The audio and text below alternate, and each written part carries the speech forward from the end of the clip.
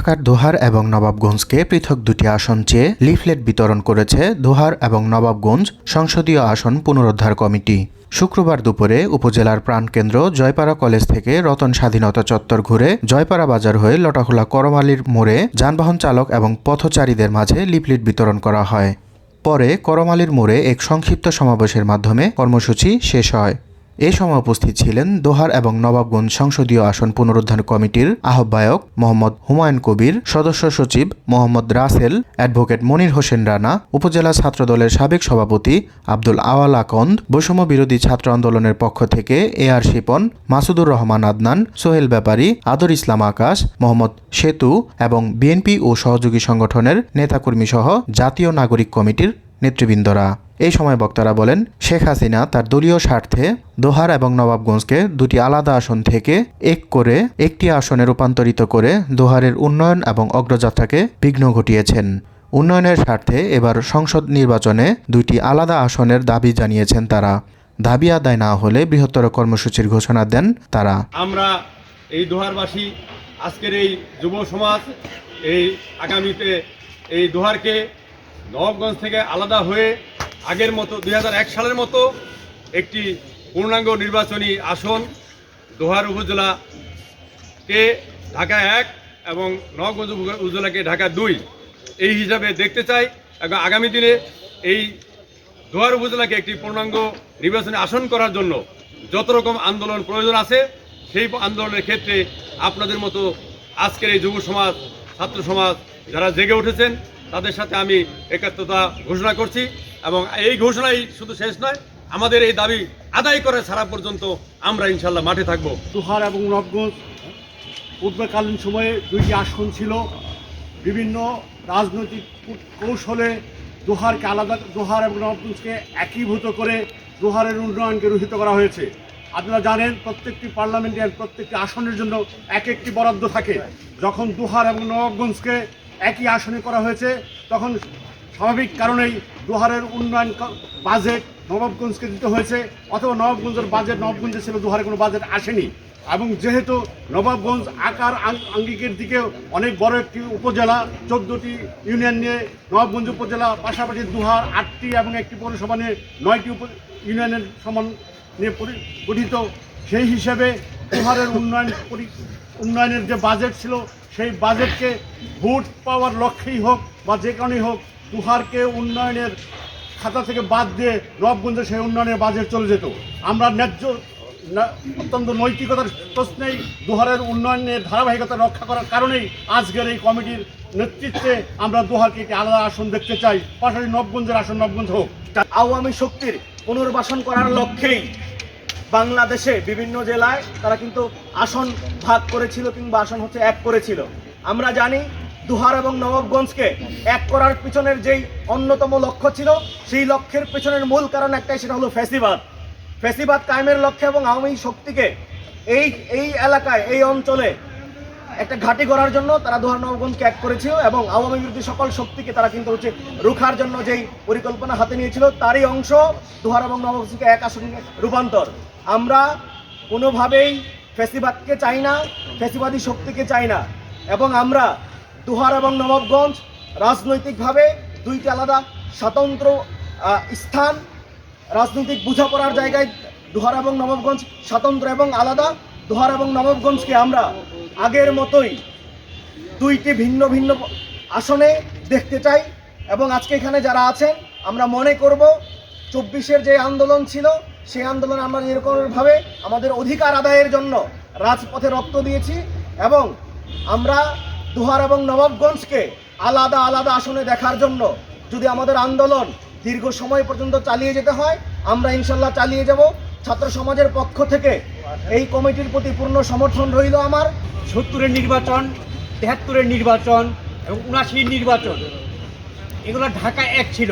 তারপরে যে নির্বাচনগুলি ছিল স্বৈরাচার এরশাদ বিরোধী আন্দোলনের 88 এবং 86, সেখানেও ঢাকা 1 দোহার ছিল। ঠিক এই 91 এবং 88 এবং 86, 91, 88, 86 এই নির্বাচনে ভোটার আধিক্যের কারণে আমরা নবাবগঞ্জের 3টি ইউনিয়ন আমরা হাতে নিতাম, অর্থাৎ জয়কৃষ্ণপুর, বারোখালী শিকারিপাড়া এই ভোটার সমন্বিত হিসাবে আমরা ঢাকা 1 আসন ছিলাম। একটি কাজ তখনই সফল হয় যখন যার যার পেশাজীবী পক্ষ থেকে ভূমিকা রাখে তখনই। অত্যন্ত পরিতাপের বিষয়, অন্যান্য উপজেলাতে যখন কোনো ধরনের আন্দোলন সংগ্রাম হয় তখন তারা সেই সব আন্দোলন সংগ্রামে তারা ঢাকা পর্যন্ত এসে তারা কিন্তু তাদের কার্যক্রমকে ত্বরান্বিত করে। কিন্তু আমরা দোহার নবাবগঞ্জের যে বাসিন্দা রয়েছে, আমরা আমাদের আন্দোলনকে বেগবান করার জন্য শুধুমাত্র এই দোহার নবাবগঞ্জে কিন্তু যদি আমাদের আন্দোলন সীমাবদ্ধ থাকে তাহলে কিন্তু আমাদের আন্দোলন সফল হবে না। আসনকে একত্রিত করার মধ্য দিয়ে এই অঞ্চলের মানুষের উন্নয়নের ধারাবাহিকতাকে রুখে দেওয়া হয়। আমরা আজকে দোহার নবাবগঞ্জের মানুষদেরকে আহ্বান করতেছি আমাদের যে চলমান আন্দোলন দোহার নবাবগঞ্জ 2টি আলাদা আসন করার জন্য। এই আন্দোলন যদি সফল হয়, দোহার নবাবগঞ্জ 2টি আসন হয়, সেই ক্ষেত্রে দোহারের মানুষ এবং নবাবগঞ্জের মানুষ তাদের আসন কেন্দ্রিক যে বরাদ্দ সেটা ডাবল হবে, দ্বিগুণ হবে, এবং সেই বরাদ্দ থেকে আমাদের শিক্ষা খাত, স্বাস্থ্য খাত, প্রশাসনিক খাত, প্রত্যেকটা খাত আগে যতটা উন্নয়ন হইতো তার থেকে অর্ধেক সময় উন্নয়ন হবে ইনশাআল্লাহ তাআলা। তো আমাদের এই আন্দোলনের সাথে আপনারা সাথে থাকবেন, আমাদের সাথে একসাথে কাজ করবেন ইনশাআল্লাহ তাআলা। আমরা আশ্বস্ত হয়েছি এবং আমরা মনে করি আমাদের এই যৌক্তিক দাবি এই দোহার নবাবগঞ্জ 2টি আলাদা আসনে বিভাজিত হবে। আমরা এতদিন যে একটা আসনে ছিলাম, ঢাকা দোহার নবাবগঞ্জ একটা আসনে ছিল, সেই একটা আসন করার কারণের মূল কারণ হচ্ছে এই আসনটা ছিল হচ্ছে সাধারণ জনগণের মনের আশা ব্যক্ত করার একটা আসন। সেই আসনটাকে এক করে ফ্যাসিবাদের আমলে নেওয়ার জন্য এই আসনটাকে এক করা হয়।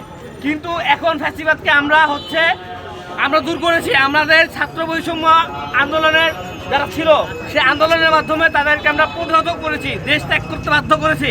এখন আমরা এই আসনকে আবার ঢাকা 1 এবং ঢাকা 2 অর্থাৎ দোহার এবং নবাবগঞ্জকে আলাদা করে আমরা আবার সেই ঢাকা 1 এবং 2 আসনে ফিরে আনার জন্য আমরা প্রচেষ্টা চালাচ্ছি।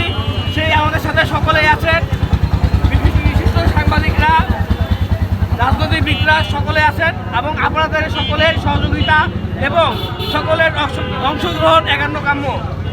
বাংলাদেশ শেখ হাসিনার সরানোর আগ থেকে বাংলাদেশকে লড়াই করে যাচ্ছে এবং শেখ হাসিনা সরানো করে এবং এখন দোহার কীভাবে বৈষম্যমুক্ত হয়, যে ফ্যাসিস্ট সরকার যে আমাদের দোহারকে 2টি আসনকে এক করে দিচ্ছে, যেটা আমাদের ঢাকা জেলার সাথে একটা চরম অবমাননা।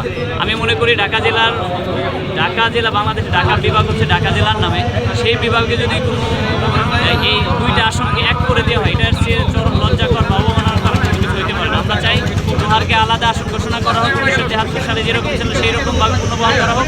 নবাবগঞ্জ এত বড় একটা এরিয়া, জনবহুল দীর্ঘ সংখ্যা অনেক, সেক্ষেত্রে তাকে আলাদা করলে তা আমাদের মধ্যে যে আমাদের অনুন্নয়ন হচ্ছে শিক্ষা খাত, সামাজিক কাজ, অর্থনৈতিক প্রত্যেকটা জায়গায় এই বৈষম্য দূর হইলে আমরা দোহারবাসী কৃতজ্ঞ থাকবো। বৈষম্যবিরোধী ছাত্র আন্দোলন যখন শুরু হয়, এই আন্দোলনের মূল উদ্দেশ্য ছিল সবার বুকে যে চাপা পাথর ছিল, কেউ কথা বলতে পারতো না, এবং এই সরকারের বিপক্ষে গেলেই খুন এবং এই যে ভয়ের যে একটা সংস্কৃতি ছিল, তখন উদ্দেশ্য ছিল একটা, যে এই সরকারকে উৎখাত করতে হবে এবং পরে দেখা যাবে। এখন আমাদের উদ্দেশ্য সেই একই রকম। আমাদের এই প্ল্যাটফর্মটি হচ্ছে সম্পূর্ণ অরাজনৈতিক, কিন্তু রাজনৈতিক সংশ্লিষ্টতা লাগে। আমাদের এই ব্যানারে যদি আমাদের রাজনৈতিক মহল সহযোগিতা করে তাহলে হচ্ছে আমাদের কাজটি আরও সহজ হবে। আমাদের হচ্ছে এখন উদ্দেশ্য একটাই, সেটা হচ্ছে দোহার উপজেলা নিয়ে ঢাকা 1 এবং নবাবগঞ্জ উপজেলা নিয়ে ঢাকা 2 আসন পুনরুদ্ধার করা। পরেরটা এখন সেই আগের মতোই, পরেরটা পরে দেখা যাবে। এখানে আমাদের যে মনে হচ্ছে নানা ভাই, কুতুল হক বেলাইতে ভাই, আতিকুর রহমান, সোহেম ভাই, আমাদের আওয়াল ভাই সহ তারপর বৈষম্য বিরোধী ছাত্র আন্দোলনের আমি বিশেষ করে ধন্যবাদ দেবো আমাদের সদস্য সচিব রাসেলকে। ও অনেক পরিশ্রম করতেছে। আমি তো যেহেতু দোহারে কম থাকি, ঢাকা আমার থাকা হয় বেশি, সেই কারণে দোহার ও মোটামুটি বেশি সময় দেয়, সেই কারণে আমি ওর বেশি করে ধন্যবাদ দেবো। আর সবার প্রতি আমাদের অনুরোধ, রাজনৈতিক বিভেদ থাকতে পারে, পৃথিবী সারা বিশ্বে এটা আছে, ভাইয়ের সাথে ভাইয়ের আছে, মা বাবার সাথে হচ্ছে সন্তানের আছে। তাই আমাদের অনুরোধ থাকবে যে আমরা বিভিন্ন ধরনের মতাদর্শে থাকতে পারি, আমাদের গ্রুপিং লবিং আলাদা থাকতে পারে, কিন্তু আমরা এই দোহার উপজেলা নিয়ে ঢাকা 1 এবং নবাবগঞ্জ উপজেলা নিয়ে ঢাকা 2 আসন পুনরুদ্ধারে এই ক্ষেত্রে একত্র থাকি। এই বিষয়ে আমি সবার সহযোগিতা চাই, সবাইকে আমরা আমাদের পাশে চাই। আমাদের সাথে কোনো মতবিরোধ নেই, আমাদের কোনো এখানে রাজনৈতিক উদ্দেশ্য নেই। আমাদের উদ্দেশ্য একটাই,